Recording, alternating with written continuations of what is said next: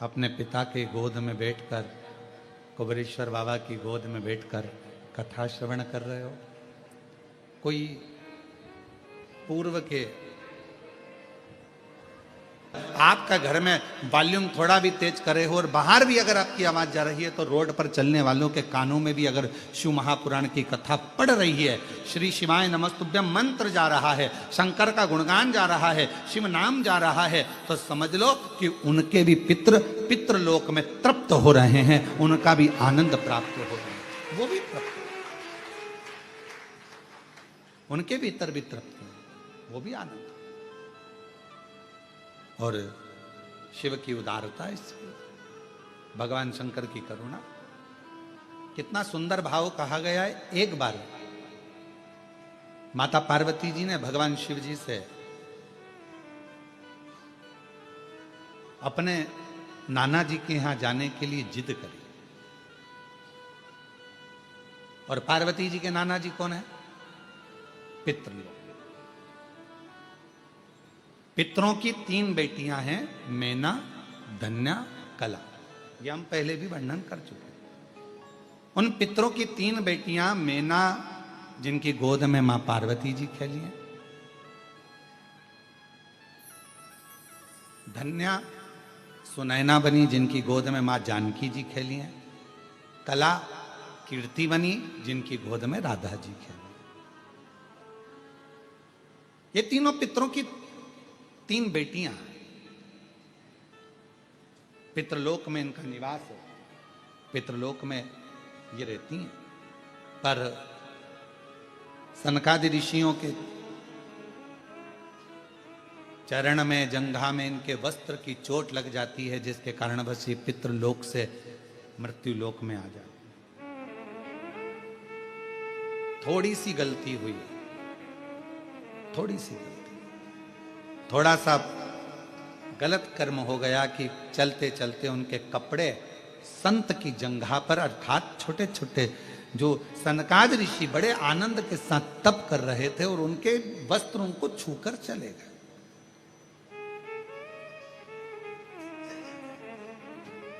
कितना सुंदर कहा है कि किसी को गाली दे दी पाप है, किसी को मार दिया पाप है, किसी को अपशब्द कह दिया पाप है, किसी के यहां आग लगा दी पाप है, किसी को चाकू मार दिया पाप है, किसी का हक खा गए पाप है,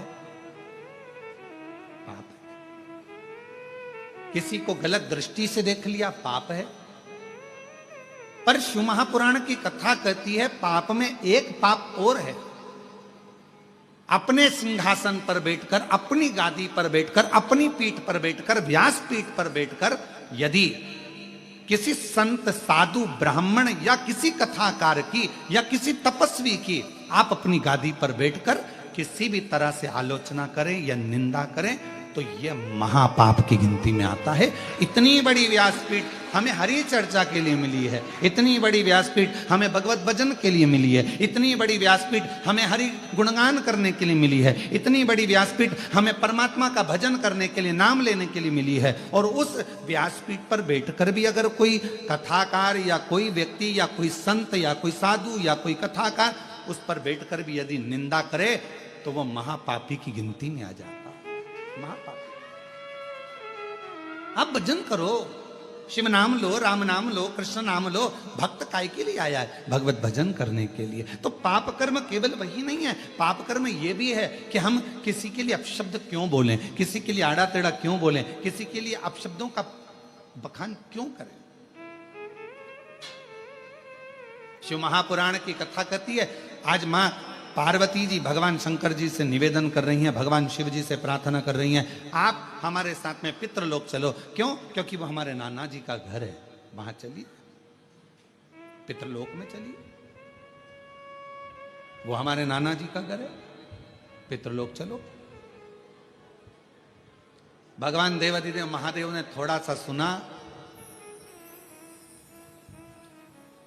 और जिस चीज का जवाब नहीं देना रहता है उस चीज के लिए मौन हो जाना सबसे अच्छा है। हमारा बहुओं से भी निवेदन है और सासुओं से भी निवेदन है, बहू की कोई बात का जवाब नहीं देना है तो सास से निवेदन है कि थोड़ा मौन हो जाओ, और सासुओं से बहुओं से निवेदन है कि अगर सास की कोई बात का जवाब नहीं देना है तो थोड़ी देर मौन हो जाओ, वो अच्छा। बोलोगे और विवाद हो तो क्या मतलब का जीवन? शांति।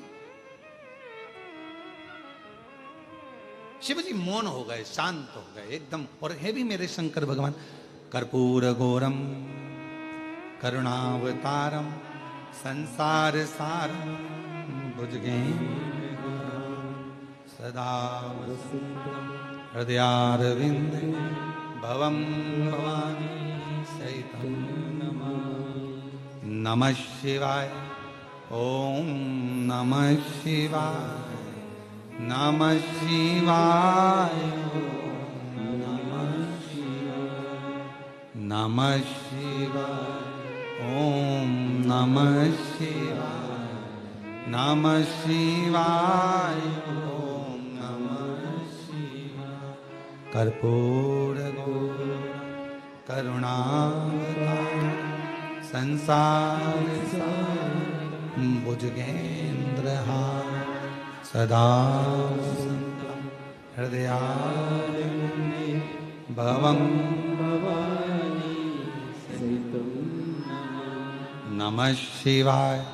ओम नमः शिवाय, नमः शिवाय, नमः शिवाय। भगवान शिव की आनंदमय मूर्ति का प्रतिबिंब ये स्वरूप भी तो कह रहा है कि शिव शांत रहते हैं, शिव मौन रहते हैं। भगवान शंकर का एक सबसे बड़ा यदि कोई तत्व उनके अंदर है, क्या लोग कहते हैं भगवान शंकर की पूजन करोगे तो तुम्हारे अंदर हो सकता है क्रोध आ जाए, शिव जी की पूजन करोगे तो हो सकता है तुम्हारे अंदर कोई भाव हो जाए। अरे शिव महापुराण की विद्येश्वर संहिता कहती है, शंकर भगवान को एक लोटा जल चढ़ाने वाले को, शिव जी की आराधना करने वाले को, शंकर की उपासना करने वाले पर भगवान सबसे पहला सुख अगर देता है तो शांति देता है, वो भी हृदय की, मन की शांति देता है। हृदय की शांति, मन की शांति।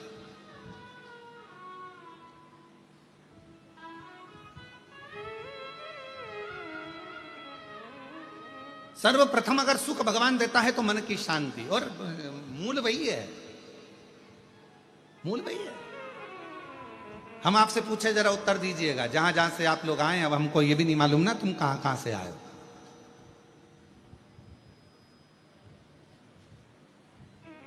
पर तुम सब जहां से आए हो हम भी वहीं से आए हैं। तो हमको ये भी नहीं मालूम कि आप लोग, तो एक प्रश्न हम आपसे करें, उत्तर दीजिएगा जरा प्रेम से।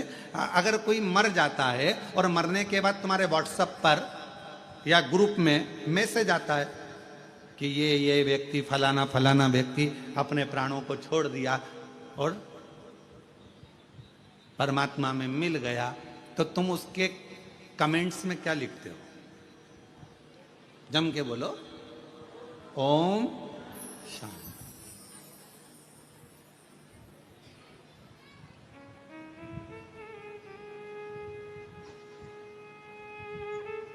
क्या लिखा तुमने?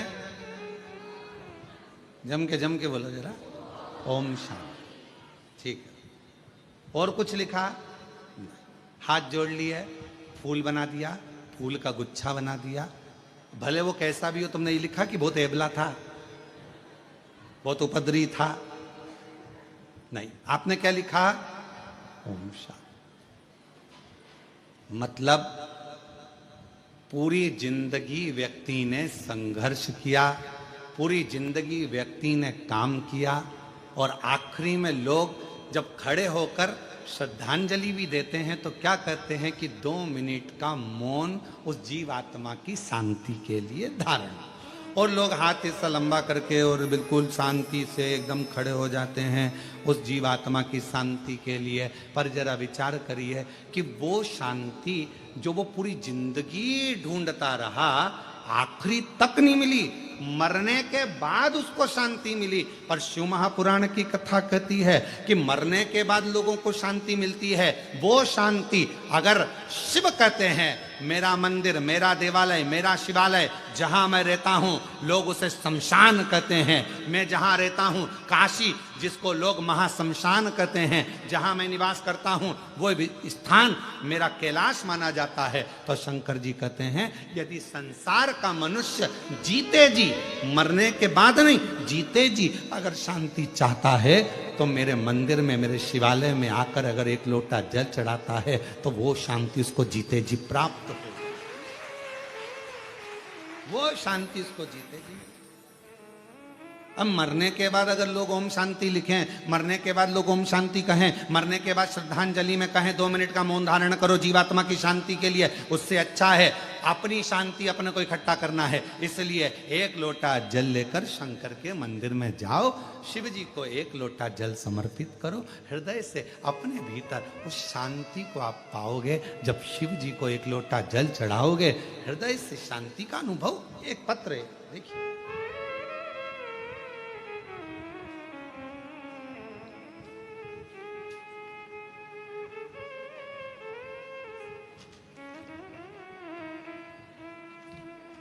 पहले इस पत्र का शुरुआत हम यहाँ पीछे से कर रहे हैं। एलईडी तो यहाँ लगी नहीं है। जो आस्था चैनल पर सुन रहे होंगे वो शुरुआत में, और अभी आप लोग जब बाद में अगर अपने घर पर जाओगे तो इस कथा को आप लोग जब देखोगे कि हमारा आया कि नहीं आया, तो उस समय इस पत्र को जरूर पढ़ना, ठीक है। तो हम शुरुआत कर रहे हैं पत्र के पीछे से। एक लोटा जल, एक बेलपत्री, सभी समस्या का हल। और अगर तुम्हें दिख जाए तो तुम भी पढ़ लो, यहां लिखा है, दिख रहा है सबको?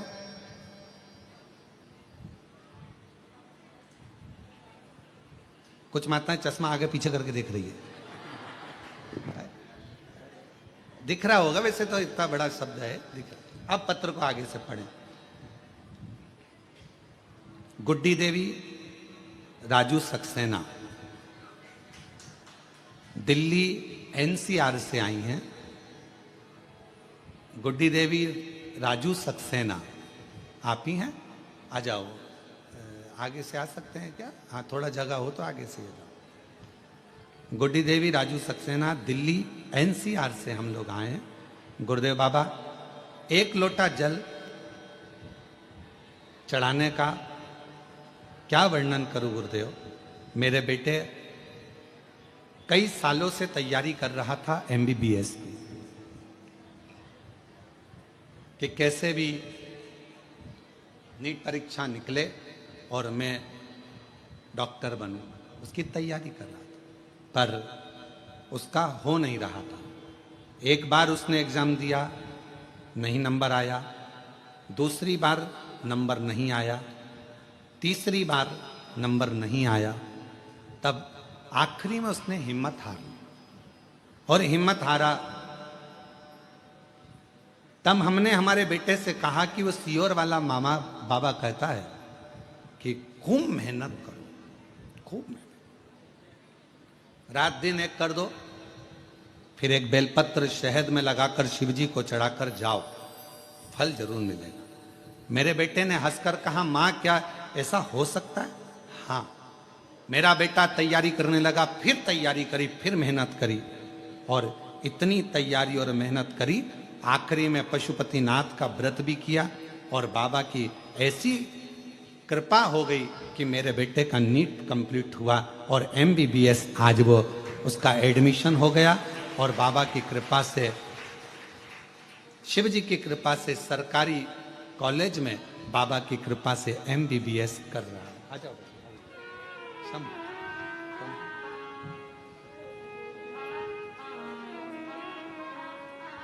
बाबा, हम धन्यवाद देने के लिए आए हैं। शायद हमारी जिंदगी की सबसे बड़ी खुशी है जो कुबेरेश्वर बाबा ने दी है। शंभू शंभू शंभू, रोते नहीं, रोते नहीं, बाबा कृपा।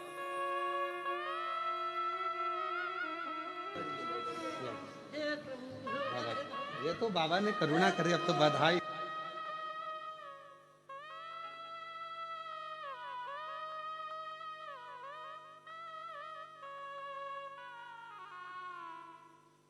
तेरी कृपा का क्या है भरोसा, कब किस पर हो जाए, जरा सी हम पर कर दो, जरा सी हम पर कर दो। तेरी कृपा का क्या है भरोसा, कब किस पर हो जाए, जरा सी हम पर कर दो, जरा सी हम पर कर दो। जिस पर भी हो गई तेरी कृपा करुणा, वो भव पार हुआ, भव पार हुआ। पापी हो चाहे जितना, उसका भी बाबा उद्धार हुआ, उद्धार हुआ। गिद्ध अजामिल गणिका जैसे तेरे मन को भाए।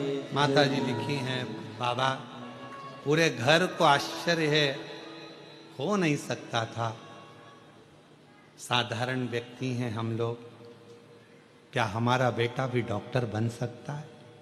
पर कुबेरेश्वर बाबा पर आस लगाई ना बाबा, आज विश्वास जाग गया कि एक साधारण परिवार का बेटा भी डॉक्टर बन सकता है।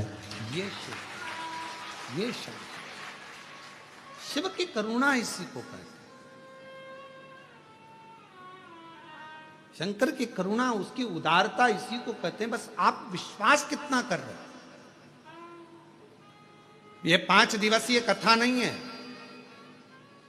ये मेरे भगवान शंकर 5 मुखों से, मेरे शंकर भगवान अपनी शिव पंचायत में सूर्य नारायण भगवान, नारायण, मां जगतजननी, शंकर जी, स्वयं गणेश जी महाराज, ये सब पंच देवता आपके दरवाजे पर आकर, आपके घर पर आकर, मेरे शंकर भगवान 5 मुख से शंकर की 5 पंचायत, शिव पंचानन भगवान शंकर मेरे ओघड़दानी शंभु आपके घर पर आकर ये 5 दिन में आपके पूर्वजों का कल्याण करना और आपका भंडार भरने की ये पवित्र कथा है।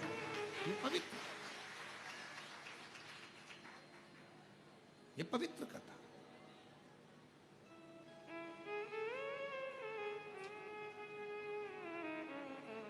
अभी कृष्णेश्वर कथा हुई तो हमारा मन था कि ये कथा उस समय पर हमारा मन हुआ था पहले कि भाई ये 5 दिन आराम कर, परंतु तो ध्यान में आया कि ये पितृपक्ष के वो 5 दिन है, ये अमावस्या तक के वो 5 दिन है जो एकादशी से आज से चालू हो रहे हैं। बीच में प्रदोष पड़ जाएगी, एकादशी से कथा प्रारंभ हो रही है, बीच में प्रदोष पड़ जाएगी और 19 तारीख को प्रदोष बीच में आ जाएगी, फिर अमावस्या पड़ जाएगी। हमारा मन था कि ये 5 दिन अगर व्यक्ति कुछ ना करे, उसने तर्पण भी नहीं करा, उसने पिंडदान भी नहीं करा, उसने किसी को भोजन भी नहीं कराया, उसने एक अठन्नी का भी किसी को कोई अन्नदान भी ना करा हो, पर यदि उसके घर में, उसके परिवार में अगर कोई एक भी शिव महापुराण की कथा अपने घर पर बैठकर भी सुन लेगा तो कम से कम उसके पूर्वजों को मोक्ष तो मिल जाएगा। उसके पूर्वज तर तो जा, जो कामना कर कर बैठा हुआ है, जिस कामना से वो आया हुआ है। अब जैसे ये माँ ने पत्र में लिखा कि मेरे बेटे ने आस छोड़ दी थी कि वो डॉक्टर बनेगा कि नहीं बनेगा, छोड़, 1 बार नहीं हुआ, 2 बार नहीं हुआ, 3 बार, बेटा ही कहने लगा अब नहीं दूंगा। पर माँ ने कहा, वो सीवर वाला महाराज कहता है, अपनी मेहनत को 4 गुना करो, अपनी पढ़ाई बढ़ाओ और जितना जितना तुम विद्याध्ययन कर सकते हो, रात दिन एक कर सकते हो, उस समय से रात दिन एक करो और फिर बेलपत्र पर शहद लगाकर शिव जी को चढ़ाकर फिर जाओ। भगवान शंकर आनंदता देते,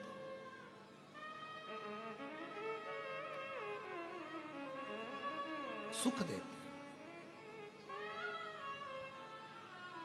अब आप लोग आए हो सकता है आप लोगों की किसी की आज की ट्रेन हो, किसी की कल की ट्रेन हो, क्योंकि मालूम तो था नहीं कि कथा यहां हो रही होगी। कथा का तो नहीं मालूम था, क्योंकि हमने बताया ही नहीं था कि ऑनलाइन कहां से होगी। पर यदि आप लोग आए हैं और किसी की ट्रेन आज है, किसी की ट्रेन कल है, किसी की परसों है, ये मत सोचना कि हमको जाना है, जाओ बड़ी आराम से बाबा से प्रार्थना कर कर, बाबा 1 दिन की तो मिली ना, 2 दिन की मिली ना बाबा, 3 दिन की मिली ना। जब तू एक क्षण दृष्टि करता है और पूरे विश्व को हिला देता है, तो तेरी 1 मिनट की भी कथा हमारे जीवन को आनंदता प्रदान। और महादेव नमन चरणों स्वीकार कीजिए, सबका किया है मेरा भी उद्धार कीजिए, उद्धार कीजिए। है त्रिपुंडधारी, है त्रिशूलधारी, है त्रिपुंडधारी, है त्रिशूलधारी। महादेव नमन चरणों में स्वीकार कीजिए, सबका किया है मेरा भी उद्धार कीजिए, उद्धार कीजिए। है त्रिपुंड, सब बोलो सब बोलो, है त्रिशूलधारी। चरणों में तेरे बाबा जी पावन है चारों धाम, चरणों में तेरे बाबा जी पावन है चारों धाम।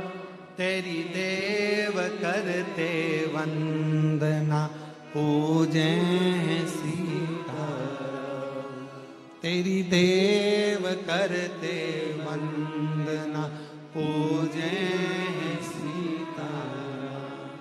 हो जाए पूरी कामना, हो जाए पूरी कामना, उपकार कीजिए, सबका किया है मेरा भी उद्धार कीजिए, उद्धार कीजिए।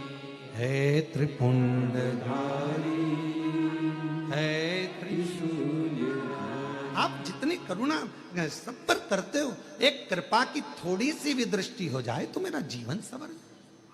बहुत उतना एक मात्र जरा सी एक कृपा की दृष्टि हो जाए, बहुत।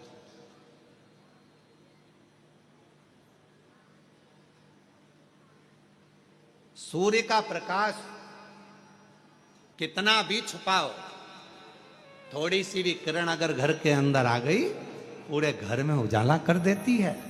उसी तरह शंकर भगवान को चढ़ाया गया 1 लोटा जल, और उस जल का चढ़ा हुआ थोड़ा सा भी भाग हमारे ऊपर आ गया, आचमन में आ गया, घर पर छीट दिया, तो पूरे घर को लक्ष्मी से, वैभव से, संपदा से, धन से, सत्ता से भर देता।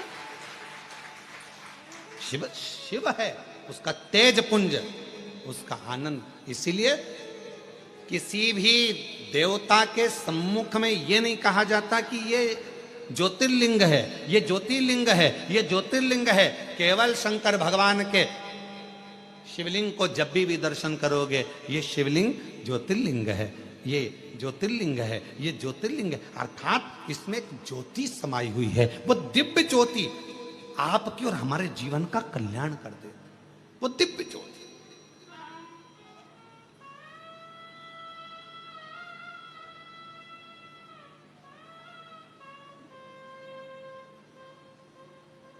पार्वती जी शिव जी से कर रही, हमारे नाना जी क्या चलो। उत्तर नहीं दिया मेरे भोलेनाथ जी ने, जवाब नहीं दिया। शंकर भगवान मौन थे, जवाब नहीं दे रहे उस समय का, एकदम चुप।